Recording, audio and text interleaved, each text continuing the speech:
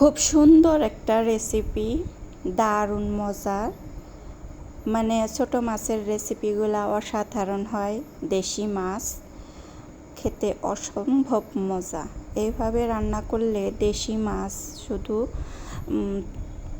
ছোট মাছ শুধু এইভাবে রান্না করলে না, সব ধরনভাবেই রান্না করা যায়। এই তো দুন্দুল দিয়ে আমি ছোট মাছগুলা রান্না করব। আর চাল কুমড়া নিয়েছি, চাল কুমড়া দিয়ে চিংড়ি মাছ দিয়ে রান্না করব।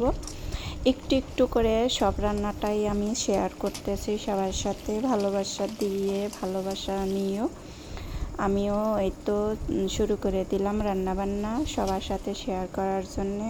মজা হয়েছে অনেক। দেশি মাছ যেহেতু অনেক দিন পর এরকম মাছ আনছে, বড় মাছ খাইতে খাইতে ভালো লাগে না, এই জন্যে ছোটো মাছ দিয়ে 3টা আইটেম করে নিলাম। 3টা আইটেমই আপনাদের সাথে সবার সাথে শেয়ার করে দিলাম। ভালো লাগলে লাইক দিও। এই তো আমি চিংড়ি মাছগুলা দিয়ে দিলাম, মশলা কষিয়ে নিছি। এখন একটু একটু কষানো হইলে পরে কুমড়ার পিসগুলা দিয়ে দেবো, কেটে রাখছি। এইভাবেই কাটছি আমি, সুন্দর করে ছোট ছোট করে কেটে নিয়েছি। সুন্দর মানে কিছুক্ষণের মধ্যে হয়ে গেল। কুমড়াটা অনেক মজা ছিল।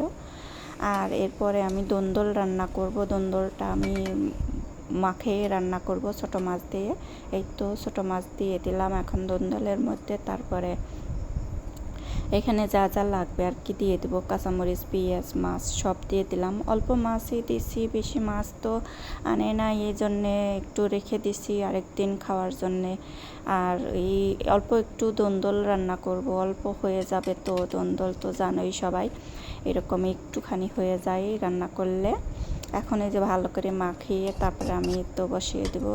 এখন চাল কুমড়াটা আমি রাইস কুকারে ট্রান্সফার করে দিলাম। ওই চুলায় আর কি আমি দন্দলের রান্না রেসিপিটা চড়াইয়ে দিব, বসিয়ে দেবো। এই জন্যে এক চুলাই রান্না করতে অনেক সময় লেগে যায়, এই জন্যে আমি 2 চুলাই আর কি রাইস কুকার ব্যবহার করে নিছি।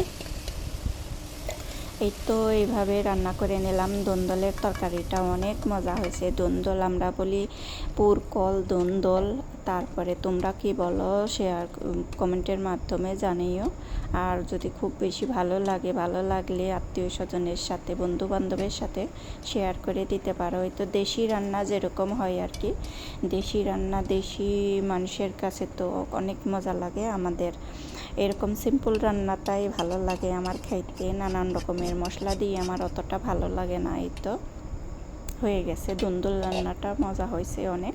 সুন্দর করে রান্না করলাম। এখন মাছ ভাজা করে নেব। মাছটা, ছোটো মাছটা আমি মাখিয়ে নেব এখন। হলুদ, মরিচ, লবণ দিয়ে একটু মশলা দিয়ে তারপরে মাখিয়ে তারপরে তেলে ছেড়ে দেবো এখন। এই তো এই যে মাখিয়ে নিছি, অনেক সুন্দর করে মাখিয়ে নিছি। এখন তেলটা একটু ছিটে ছিটে উঠতেছিল। তারপরে ওই যে সুন্দর করে দিয়ে দিলাম, চুলার আগুনটা কমিয়ে দিয়েছিলাম, তারপরে রান্না করে নিলাম। আমার রান্নাগুলো কেমন হইলো কমেন্টের মাধ্যমে জানিয়ে দিতে পারো। এই তো সুন্দর অসাধারণভাবে মজা হয় এই ছোটো মাছ ভাজাগুলা। আমি একটু মশমশা করে ভেজে নিছি। এই তো দেখো রান্নাটা প্রায় শেষের দিকে। এই তো আমি একটু পেঁয়াজ মরিচ দিয়ে শেষে একটু ভাজা ভাজা করে নিছি।